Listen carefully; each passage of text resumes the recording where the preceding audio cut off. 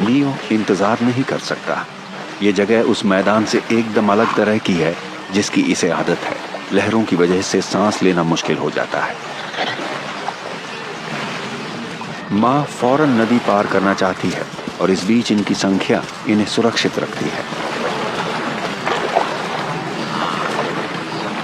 ये हल्के बहाव वाली एक उथली नदी है, लेकिन फिर भी इसमें नियो को डुबोने लायक पानी है।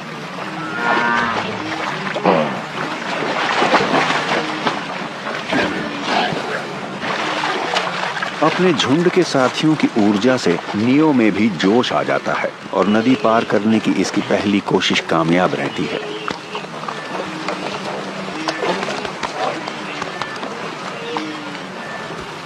हालांकि विल्डबीस्ट के अलग अलग ग्रुप नदियों तक अलग अलग समय पर पहुंचते हैं, पर वो नदी पार करने के लिए खास ही जगहें इस्तेमाल करते हैं, जिससे रास्ता बाधित हो जाता है। ये नदी के एक संकरे हिस्से को चुनकर ज्यादा से ज्यादा तेजी से उसे पार करते हैं ताकि पानी में कम से कम समय रहें। एक कसी हुई फॉर्मेशन से भी पानी में वही फायदा मिलता है। इससे किसी शिकारी के लिए एक सदस्य को बाकी झुंड से अलग कर पाना मुश्किल हो जाता है। पूरी सुबह यही सिलसिला चलता रहता है, लेकिन माँ और नियो का झुंड बिना किसी और हादसे के नदी को पार कर लेता है।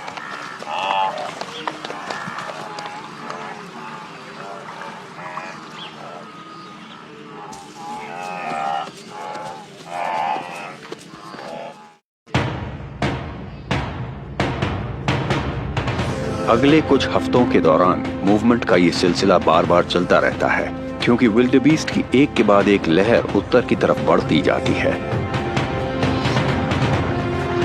नदी पार करने के बाद पानी पिया जाता है और लंबी घास वाले मैदानों में चरा जाता है। ये पीले हिस्से दिखने में बेशक अप्रिय लगते हों, लेकिन गहरी जड़ों की वजह से इस घास पर सूखे का असर नहीं होता और ये सूखे के मौसम में भी भरोसेमंद बनी रहती है। इन जीवों का गुजारा बढ़िया ढंग से होता रहा है। नियो और उसकी माँ अब सर्दियों वाले अपने चरागाहों से सिर्फ 2 दिन की दूरी पर हैं और इनकी संख्या काफी बढ़ चुकी है। हजारों की तादाद वाले झुंड अब अपनी आखिरी बाधा की तरफ पहुंच रहे हैं। ये है मारा रिवर।